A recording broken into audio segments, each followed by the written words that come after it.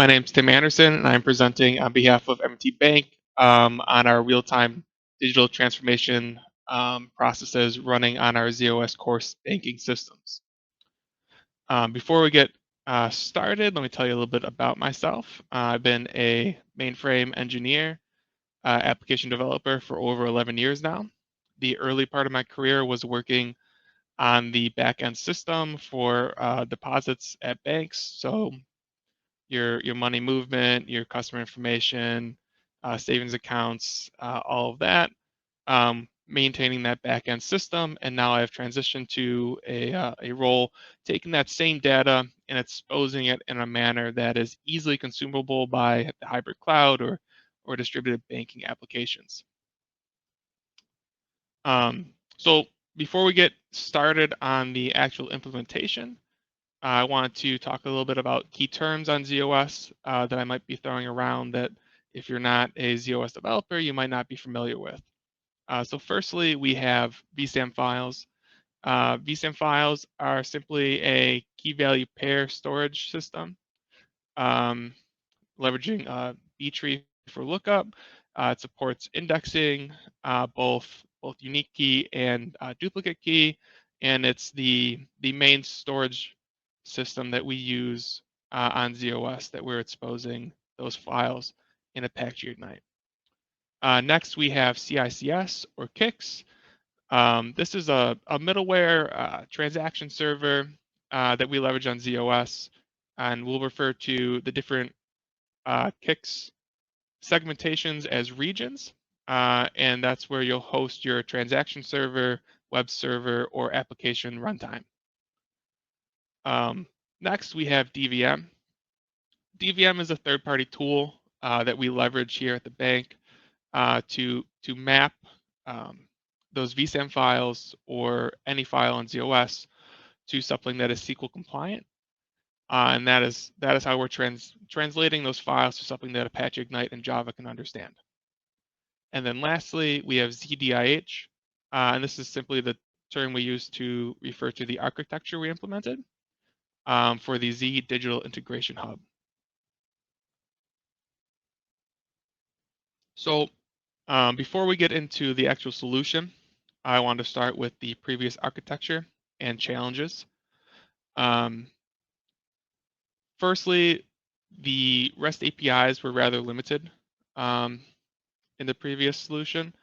They're very tightly coupled to the data and very much driven by each individual application to expose their data, and it ended up being in many different maybe formats or standards that were followed in that process. And then the data itself was not easy to consume, very spread out, a lot of calls that maybe brought back duplicate records or didn't bring back all the data you're looking for. So then you'd have to go back to the source system and have them build you a new API just for that data you're looking for. And then most of the data transfer at the bank was through ETL processes, which is great for moving large amounts of data. But the second you extract that data, transform and load it somewhere else, it becomes no longer real time and then stale. So you can't really do anything for the customer based on real time information. So the first step we had in, sorry, my computer is frozen. There we go. So the first step we had in putting a solution forward was what design pattern we would follow. And we settled on CQRS, or the Command Query Responsibility Segregation model. And essentially, we're just taking those read and write operations, putting them on opposite ends of the spectrum, and then building out the APIs for performing your updates, completely separate from the APIs that are handling your reads. And we're able to leverage different components of ZOS and improve our throughput in both those KICS regions handling the updates and now Apache Ignite handling those read operations. So we will break this CQRS model down into our digital integration hub architecture, and I'll go through the different components and steps we went through and how we're achieving real-time data access to ZOS banking information for customer account level or both combined. And first we'll start with how the updates are performed. And that is still happening through batch processes at night. So we're updating millions of accounts, millions of customer records in a few hour window overnight. And those updates are performed against sequential files and those vSAN files that we talked about. Then we also have the real-time component to those customers' transactions coming in through those CICS regions or different REST APIs that then we can capture and then apply those changes to our caches. So the manner in which we capture those changes is we have data propagation updates that are every time a transaction is triggered in one of those CICS regions, it captures the change and then writes it to a ZOS log stream. It's just an immutable logging system on Z that that your applications or the system can take advantage of. So the first step then in exposing this data is to map it to the data virtual manager. And this is just one solution that you can use to extract ZOS data and something that Java can understand. This is a very simple approach where you can map the data into DVM, and then DVM allows you to then SQL query that data. And that's a very convenient way for us to interface with it from Java. Java does have APIs called JSOS that also let you achieve the same thing, but would be a lot more overhead in the development process. So this really streamlines our solution in exposing the data in a way that Java can understand through JDBC. So then the next part of this is how do we get it from something that is on ZOS and in a SQL compliant engine to Apache Ignite and keep those caches updated real time. So the first thing we have to do is outside of those batch processes is we need to bulk load the data in its entirety. So anytime that we start a cache completely fresh, or we have successfully completed our nightly batch process, we're going to read those vSAN files and sequential files in bulk and load millions of records in all at once. All in all, our processing takes about 40 minutes to load. I believe now it's about 33 caches, each one of them between 5 and 18 million records each. So once we've loaded in bulk, the next step would be to keep that data up to date with what's happening on the system. And we achieve this through a polling process that is reading the ZOS log streams and just looking for a new record to have been written. And these polling processes are cycling constantly. They're never turned off, and they're capturing all the changes throughout the day. Right now, we have about 22 polling services that are capturing data off these log streams, and they poll at different rates depending on how frequently we want to capture that data. So for things like your deposit balance, like how much money you have in your account, we poll that every 25 milliseconds, looking for a new record to keep that cache as close to real time as we possibly can. But other things such as name change or address change, we are looking for those very fast relatively to the actual amount of times those change a day, about once a second. So from a consumer perspective, we are as close to real time as I think we can achieve. So now we have the data in Apache Ignite. We are both in sync with the source system. So the legacy system and your caching platform are one-to-one of each other. And now we can move on to how do the consumers connect to us, get the data, and process it throughout the bank. So if you're familiar with Apache Ignite, which I'm sure a lot of you are, there's a lot of different methods in connecting. You have your REST APIs, JDBC clients, ODBC, the Ignite specialty clients, and then even our business analysts are able to leverage this through SQL clients.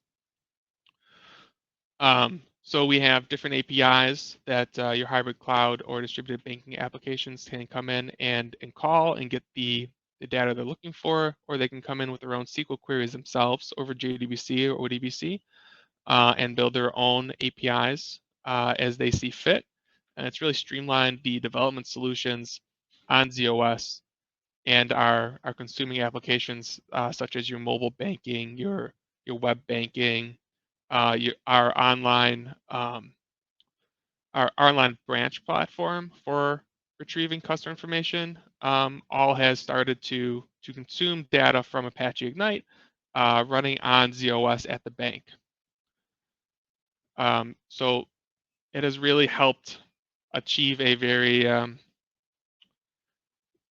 easy to consume data model. And then lastly, you have your individual users within the bank, like your testers or your business analysts, who used to rely on application developers to write a report to go after those VSAM files to get what the data looked like and pull back and so they could maybe research why a customer's interest rate is wrong or something like that. They could now do this real time on their own without having to take someone away from a project they're developing on. So it also has freed up application developers, allowing them to continue to work on new development instead of assisting in research from a business analyst or a tester perspective. So that, I believe, concludes my talk. If anyone has any questions, I'll be here to answer them. If you want to email me or reach out on LinkedIn, here's my contact information. Thank you very much. Great. Thank you, Tim. Okay. One question was, before we go to the question in the comments, was what pros and cons have you seen to running Ignite on ZEOS and the mainframe? All right, so maybe I'll start with a couple of the cons that maybe we have run into. There are a couple Java components like that's escaping me now. A Java reflection. We've run into issues with that and had to disable that at the JVM level, as well as specific things in mapped memory are not supported on the ZOS flavor of Java. But outside of that, things run very smoothly.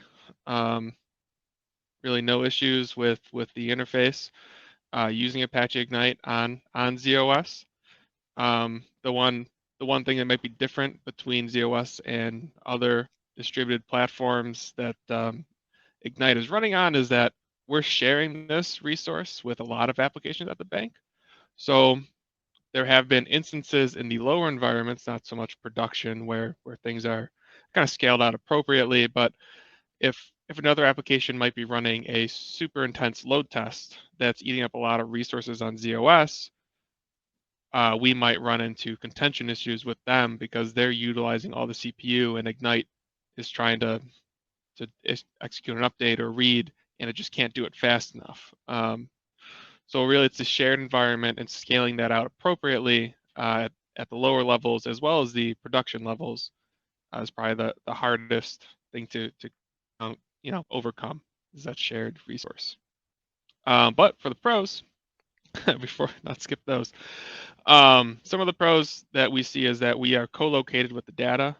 So when running on the same LPAR or virtual machine on ZOS, we could take advantage of really no network latency. I know I mentioned SMCD and that shared memory. That comes into play when we have multiple VMs or LPARs in play and we're running in multiple different places, all within the same box or even on a completely different mainframe system. But if you're running directly on the same LPAR as the data is stored, there are also things called fast local sockets and faster local sockets that allow you to actually go even faster than that SMCD shared memory and skip the TCP/IP stack. And there's a lot of other benefits we have to being co-located with the data, just for accessing and reloading. Great. Okay. Well, that actually segues nicely into the question we have from Chris Goodall. Have there been any performance considerations with polling at such a high rate? Yeah, no, we have not had any issues. We do have, if in our logic, we kind of trying to be like, okay, if we're in a lull period, such as like overnights, and we're not expecting any updates, we'll slow it down just a little bit. Like for the transaction history one or for your available balance, we'll take it down to maybe a second until we start seeing transactions flowing again when we come out of that inquiry mode batch process. Um, but there's been really no performance problems we've had with polling at such a fast rate, mainly because the network latency doesn't exist in the thick clients that we're running, or even the grid services. Is there an advantage to having rates like that for updates? One of the things you mentioned in the talk was update to address data, for example. Hmm. It's hard to imagine a case where you would need an update to address to be, accurate and available within milliseconds. Correct Yeah. me if I'm wrong. No, you're 100% right. I think there's like last time I looked, there's like 60,000 like maybe name changes in a day. But we're still pulling those. We don't pull those as quickly as 20 milliseconds. We'll pull those at a second, which is still absurdly fast for something like that. But there's been really no performance hits that we see for it, because everything's running, at least for the polling processes that are looking, they run on specialty engines on ZOS called zips, and they're kind of only used for things such as Java or your database work, or there's very specific things that IBM lets you run on those zip processors, and Apache Ignite and Java is one of them. But we are pulling at a rate that's probably quicker than we need to. But there's been no performance problems with it, so we're kind of letting it run this way, and it's probably just the best of both worlds. Like, it's going to be there very fast. Um, things like your deposits information, stuff like that, they expect super fast. We've had some internal applications asking us if they can come post a transaction and then do something with it within like 200 milliseconds, which is doable, because once you've made that update, we should have it within worst case scenario. 200 milliseconds is like the worst case for pulling that transaction history. And there's really no performance problems we have with it. No. So why walk when you can run, basically? Yeah. Yeah. Great. Yeah, exactly. Tim, I think that's all we've got time for. Sounds good. Thank you again. Thanks for joining us. Thanks for the effort that you've put into the talk. Awesome. Thank you, guys. And I'll stick around and see what we have to say.